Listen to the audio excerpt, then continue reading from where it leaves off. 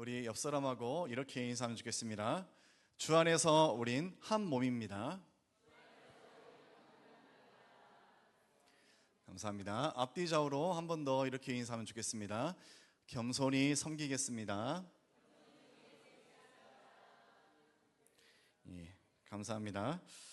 먼저 질문을 하나 드리겠습니다. 여러분, 지금까지 어려서부터 지금까지 살아오시면서 나의 모습이 100% 나는 항상 만족스러웠다, 이렇게 생각하시는 분 계십니까? 아마 없을 것입니다. 저도 그랬거든요. 이런 부분은 좀 고쳤으면 좋겠다 하는 그런 모습들이 어렸을 때부터 또 지금도 제 안에 있습니다. 그런데 여러분, 이렇게 고치고 싶은 나의 모습들이 내 안에 있는데, 여러분들이 그거 고치려고 결단도 해보고 또 노력도 아마 해보셨을 것입니다. 쉽게 고쳐지던가요? 예, 저도 그렇습니다. 저도 잘 고쳐지지가 않아요. 그런데 또 이것이 불가능한 것은 아닙니다. 제가 어렸을 때 저의 그 태도나 모습이 고쳐졌던 몇 가지 사례를 좀 소개를 드리려고 하는데, 제가 어렸을 때 저희 그 동네에서 동네 친구들과, 이제 어렸을 때 이야기입니다. 어렸을 때 동네 아이들과 놀았습니다. 같이 이제 밖에서 땀을 흘리면서 이렇게 노는데, 아이들이 이제 좀 격해지는 경우들이 있지 않습니까?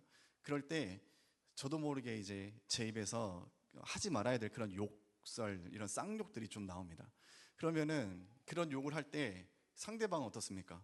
같이 하고 같이 주고받고 그러면서 또 풀고 이제 그렇게 노는 거 아니겠습니까? 어느 날 마찬가지로 또 많이 과열되는 그런 상황에서 제가 이 아이들을, 저도 아이였지만 아이들 앞에서 제가 막 욕을 하면서 이렇게 했던 것 같대요. 그런데 원래였으면은 그 친구들도 참지 않고 같이 이렇게 주고받고 하는데, 무슨 이유인지 그 친구들은 대응을 하지 않았어요. 그냥 제가 막 뭐라고 하면은 그냥 듣고만 있더라고요. 저는 욕을 섞어가면서 말을 하고. 지금은 안 그래요. 그런데 그때 그랬습니다. 그런데 이 친구들이 평상시와 모습이 다른 거예요. 그때 제 뒤에 오싹한 느낌이 들었는데, 뒤를 보니까 저희 어머니가 아주 무서운 눈으로 저를 보고 계시고, 저는 그대로 집으로 끌려가서 정말 죽도록 맞았습니다. 그때 제게 지금 제가 하고 싶은 말이 있다면, 한마디 해줄 수 있다면 빨리 도망가, 예, 이렇게 말해주고 싶습니다. 정말로 많이 맞았습니다. 그 뒤로 뭐 제가 이제 뭐 성장, 그리고 뭐 이런 과정을 통해서 방황의 시기가 왜 없었겠습니까? 그런 시기에도 제 입에서는 절대 욕을 하지 않았습니다. 제가 욕을 하지 않게 된 그런 계기가 있었고요. 또 한 가지 사례를 제가 말씀드리면은, 저희 아버지는 6남매입니다. 그래서 뭐 지금 젊은 세대에서는 6남매면 와, 그렇지만 저희 아버지 세대에서는 뭐 평균 그 정도 했어요.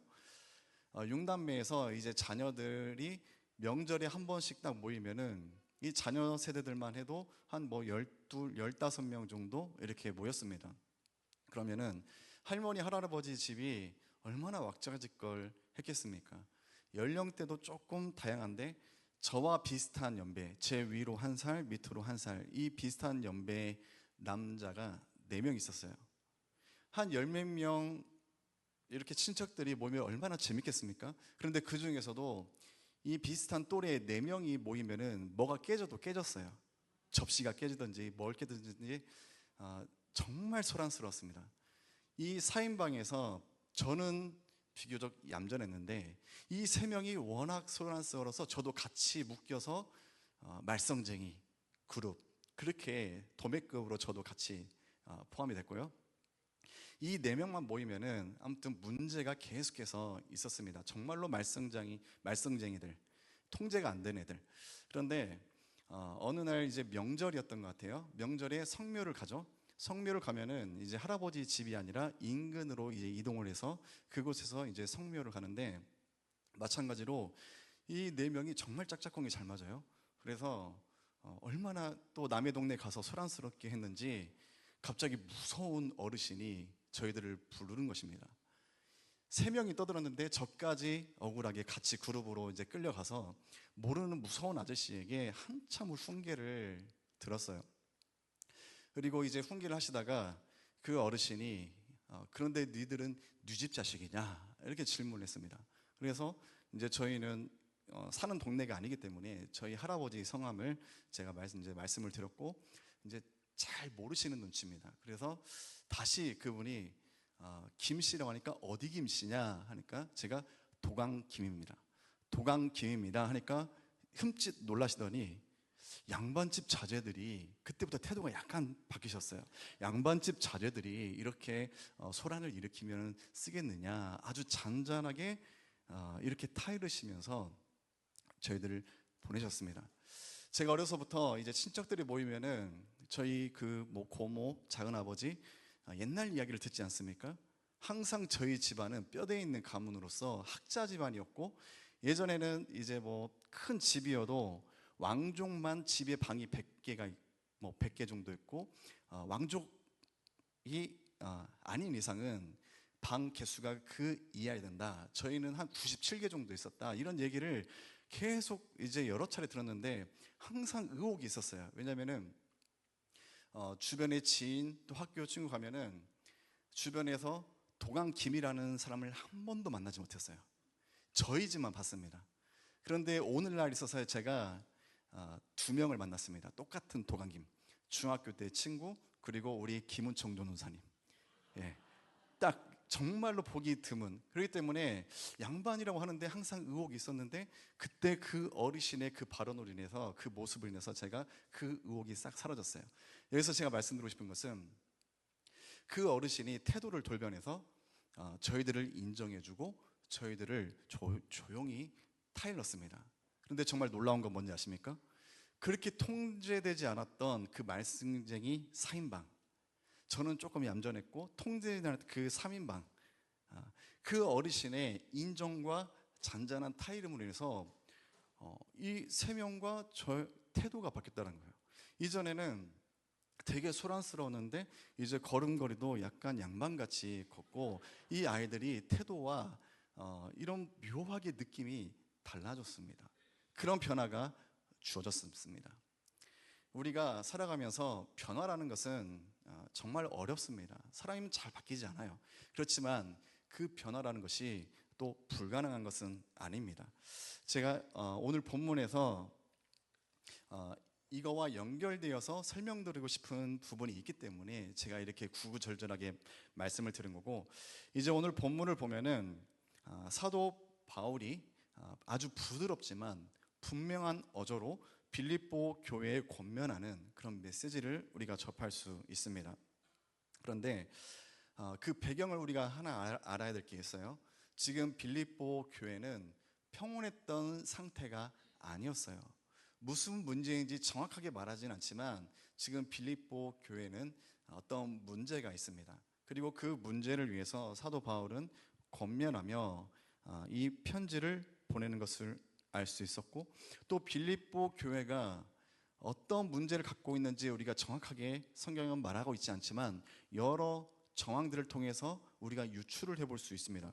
먼저 빌립보서 1장 28절을 보면은 사도 바울은 대적하는 자들 때문에 어떤 일에도 두려워하지 말라 이렇게 권면하는 것을 볼 수 있어요.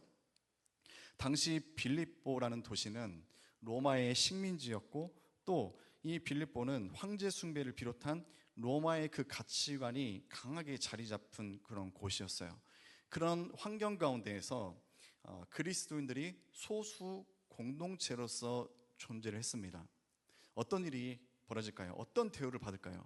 외부의 압력, 그리고 조롱, 박해, 이런 것들이 어떻게 보면 자연스러운 일상이 되었을 것입니다. 이것으로 인해서 빌립보 교회는 자연스럽게 어떤 긴장감이 계속해서 흐를 수 있는 그런 환경으로 볼 수 있고요. 또 빌립보 교회는 루디아라는 그 여인이 자신의 집을 오픈해서 세워진 첫 시작이 그렇게 세워진 교회입니다.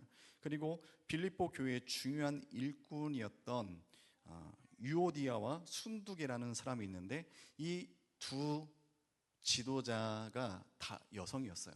개척도 그렇고 지도자도 그렇고. 다 여성입니다. 쉽게 말해서 이 빌립보 교회는 여성의 입김이 아주 센 곳이었어요. 빌립보서 4장 2절 말씀 우리 같이 읽겠습니다. 내가 유오디아를 권하고 순두개를 권하노니 주 안에서 같은 마음을 품으라. 자, 사도 바울의 이 말씀을 우리가 유추해 봤을 때 아마도 이 두 여성 지도자들의 어떤 그 사이에 갈등이 있었음을 유추해 볼 수 있어요. 서로 의견 충돌이 있었고, 지도자의 의견 충돌은 자연스럽게 어떻게 됩니까? 교회의 그 성도들, 그 추종자들, 이 사람이 A가 더 마음에 드는 사람도 있을 것이고 B가 더 마음에 드는 사람도 있을 것입니다. 자연스럽게 지도자의 그 마찰, 분열은 교회의 분열로 작용했을 가능성이 큽니다. 외부 그리고 내적으로 이런 갈등의 문제가 있었던 곳이 바로 이 빌립보. 단순히 우리가 이 성경의 구절과 또 그 당시를 유추해 봤을 때 지금 빌립보 교회는 지도자와 성도들의 겸손의 부족, 강한 자기주장, 그리고 자기중심적인 태도, 이것으로 인해서 교회가 하나 되지 못하고 오히려 연합이 깨뜨려지는, 분열이 되는 그런 위기의 상황에 빠져 있을 수 있었다. 이것을 우리가 가정해 볼 수 있습니다. 그런데 그런 교회를 향해서 사도 바울이 오늘 본문의 말씀을 권면하는데 우리가 1절을 읽지 않았죠. 그렇지만 우리가 한 절 앞에 있기 때문에 우리가 같이 성경을 보고 함께 읽었으면 좋겠습니다. 2장 1절 시작. 그러므로 그리스도 안에 무슨 권면이나 사랑의 무슨 위로나 성령의 무슨 교제나 긍휼이나 자비가 있거든. 사도 바울은 1절을 비롯해서 나머지 우리가 읽었던 9절 독특한 방식으로 빌립보 교회가 나아가야 될 방향, 지향해야 될 것, 그것을 제시하는 것을 볼 수 있어요. 1절을 보면은 무슨이라는 단어를 3번 합니다. 이거 영어로 해석하면은 if, 만약이라는 뜻을 갖고 있는데 지금 문제가 있는 교회에서 이런 접근 방식에 대해서 우리는 단순히 성경을 읽으면은 이게 지금 사도 바울이 무슨 말을 하고 싶은 건가, 이 이야기가 정말로 쉽지 않아요. 그런데 이 1절의 내용, 무슨 권면, 무슨 사랑, 무슨 위로 교제가 있거든. 그렇다면은 너희들은 다음에 이러한 모습을 통해서 교회가 하나 될 수 있도록 너희들이 덕목을 쌓아야 맞다. 이것을 지금 사도 바울이 말하고 싶은 것입니다. 쉽게 말해서 사도 바울은 1절에서 몇 가지를 가정하면서 그것을 수긍하게 만들고 이어서 2절부터는 이것을 지향해야 된다. 공동체는 이뤄야 된다. 그것을 말하는 것입니다. 쉽게 말해서 지금 바울은 이런 뉘앙스인 거예요. 지금 빌립보 분열이 있어서 서로 씩씩거리는 그 성도들 향해 너희 공동체, 너희 교회, 그리스도 공동체 안에 그리스도 안에 권면이 있습니까? 그러면은 이들은 속으로 어떤 대답할까요? 아니라고 부정하겠습니까? 그리스도를 중심으로 모였는데 비록 분란은 있지만 그 정체성은 무엇이에요? 그리스도를 중심으로 모인 공동체예요. 너희 안에 권면이 있죠? 예. 사랑의 위로가 있는 공동체죠? 예. 성령의 교제가 있는 공동체 맞죠? 예. 긍휼과 자비가 있는 공동체 맞지 않습니까? 그렇습니다. 이렇게 수긍할 수밖에 이런 가정을 1절에 먼저 내놓습니다. 이런 내용들은 그리스도를 중심으로 모인 공동체라면 모두가 인정할 수밖에 없는 그런 내용들, 사도 바울은 앞서 1절에 이런 방식으로 그들이 곰곰이 그들의 정체성이 무엇인지 그것을 되뇌일 수밖에 없게 1절의 내용을 먼저 던집니다. 그런데 여기에서 우리가 또 한 가지 살펴봐야 될 것이 있어요. 지금 빌립보 교회가 분란이 일어난 교회예요. 그런데 이 1절 그리고 내용 2, 3, 4절 내용을 보면은 그 내용들을 천천히 읽어보십시오. 얼마나 은혜롭고 부드럽고 우리에게 정말로 주옥 같은 그런 권면의 말씀입니까? 분란이 일어난 교회에 책망의 여주가 없어요. 아주 부드럽게 너희들은 본질이 이렇게 아름다운 공동체다. 그렇기 때문에 자연스럽게 너희들이 가야 될 방향은 이거다. 아주 부드러운 어조로 말하고 있는 사도 바울의 모습을 우리가 볼 수 있습니다. 여러분, 다른 사람도 아니고 사도 바울입니다. 사도 바울이 왜 이렇게 말했을까요? 우리가 사도 바울에 대해서 잘 알죠? 저도 사도 바울 성경에서 정말로 손에 꼽을 정도로 사랑하고 존경하고 닮고 싶은 그런 모델입니다. 그렇지만 사도 바울은 성격이 아주 급한 그런 기질적인 부분이 있어요. 몇 가지 성경의 내용에서 우리가 유추해 볼 수 있는데, 사도행전 15장 36절에서 40절까지 말씀 우리 같이 읽겠습니다. 며칠 후에 바울이 바나바더러 말하되 우리가 주의 말씀을 전한 각 성으로 다시 가서 형제들이 어떠한가 방문하고자 하고, 바나바는 마가라 하는 요한도 데리고 가고자 하나, 바울은 밀리아에서 자기들을 떠나 함께 일하러 가지 아니한 자를 데리고 가는 것이 옳지 않다 하며 서로 심히 다투어 피차 갈라서니, 바나바는 마가를 데리고 배 타고 구브로로 가고, 그 당시 주의 은혜의 부탁을 받고 떠나. 아멘. 자, 그 당시 함께 전도 여행을 떠났습니다. 마가가 성경에 정확하게 말하지 않지만 알 수 없는 이유로 중간에 대보면은 낙오를 합니다. 이탈을 해요. 여러 가지 정황상 또 따져볼 수 있지만 여기서 중요한 건 그게 아니니까. 아무튼 그 뒤에 다시 전도 여행을 떠날 때 바나바는 자신의 생지를 마가를 포기하지 않죠. 데리고 가려고 해요. 그때 바울이 싫어합니다. 용납하지 않아요. 한번 가서 이런 나약한 모습, 낙오한 자, 바울은 데려가지 않아요. 이것으로 바나바와 다투고 서로 갈라지게 됩니다. 그리고 또 한 구절, 사도행전 9장 20절, 사도행전 9장 18절에서 20절 한번 또 읽겠습니다. 즉시 사울의 눈에서 비늘 같은 것이 벗어져 다시 보게 된지라.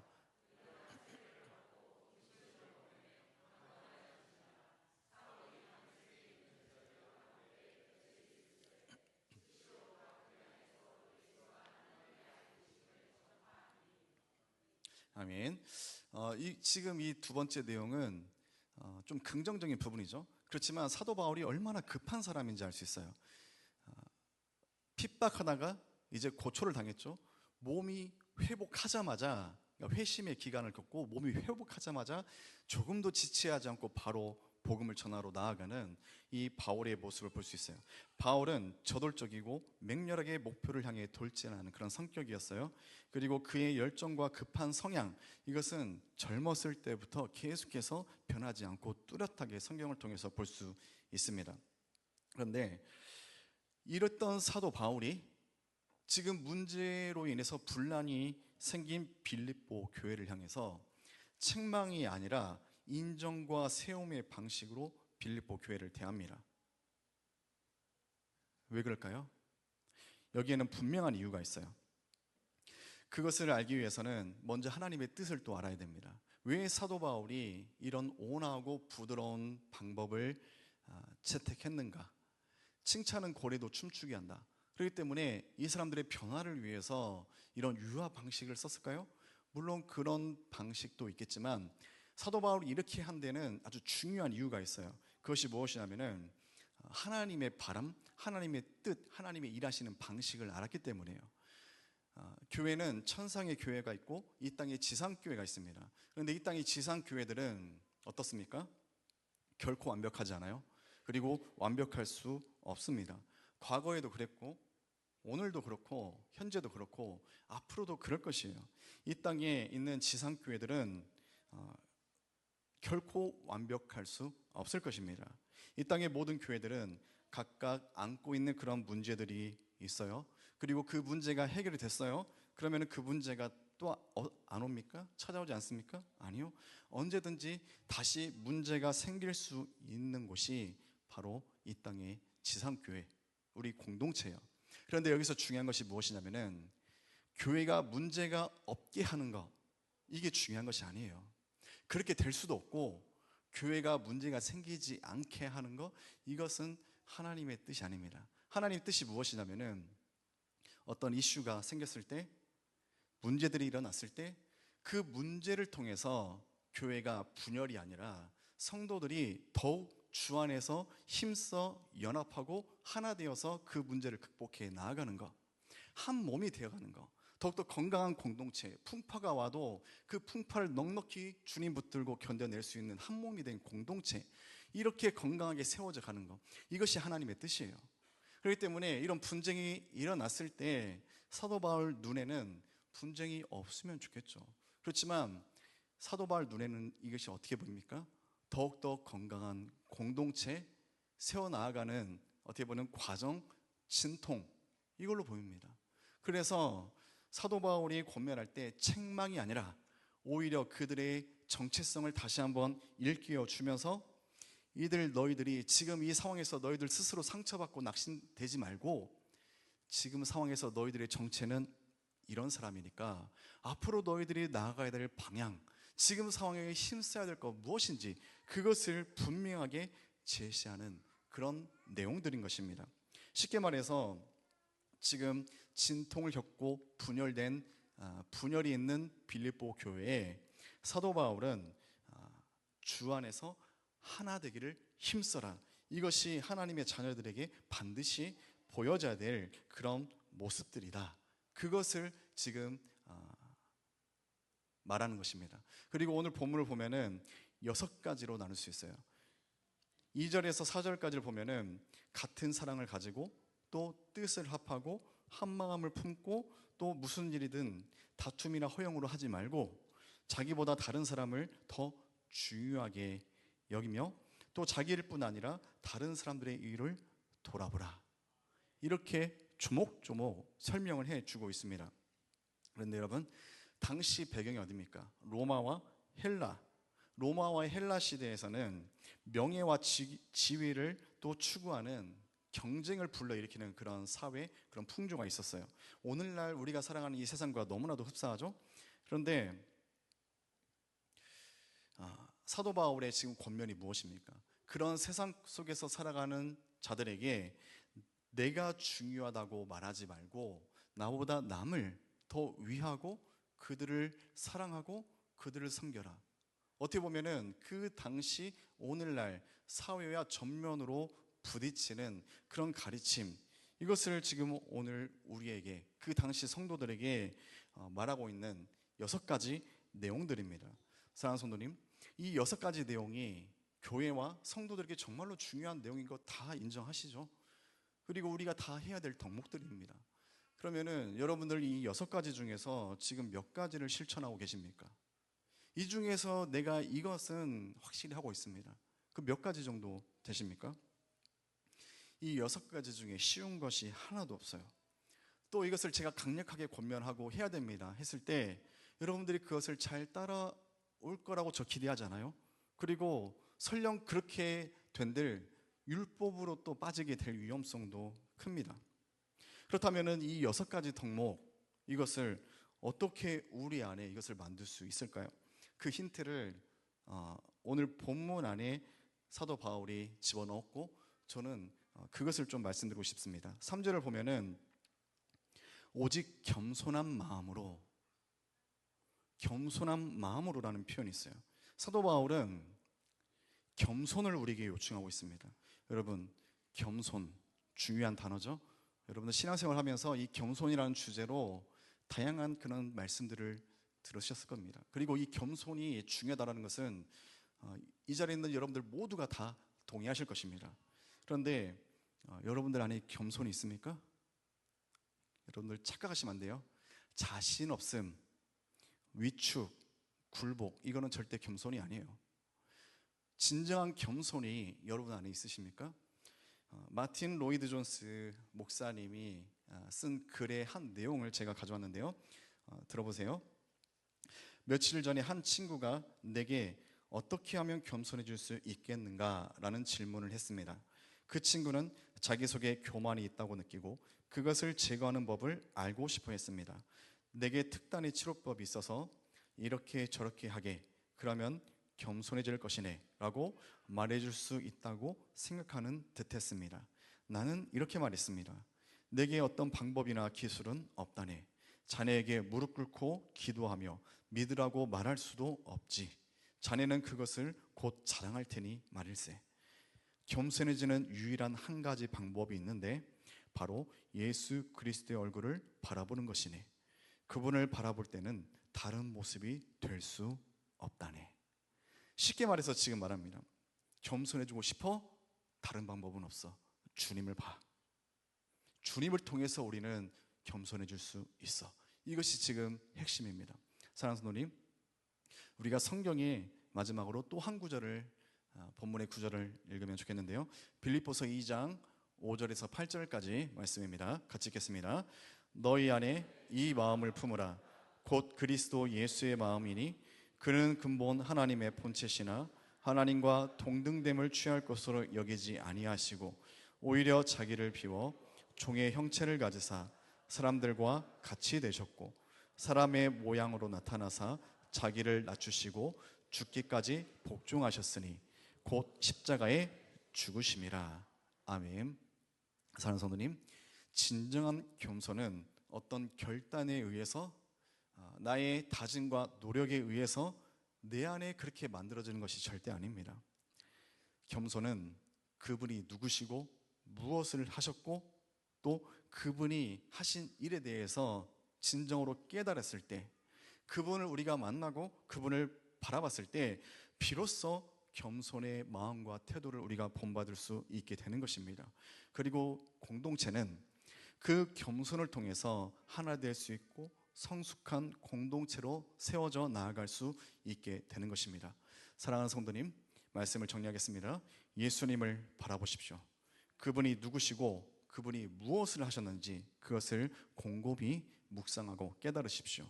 주님을 본받는 지체들이 공동체 곳곳에서 그 역할을 감당할 때 비로소 그 공동체는 같은 사랑을 갖게 될 것이고 뜻이 합하여질 것이고 한 마음을 품게 될 것이며 다툼이나 허영이 사라질 것입니다.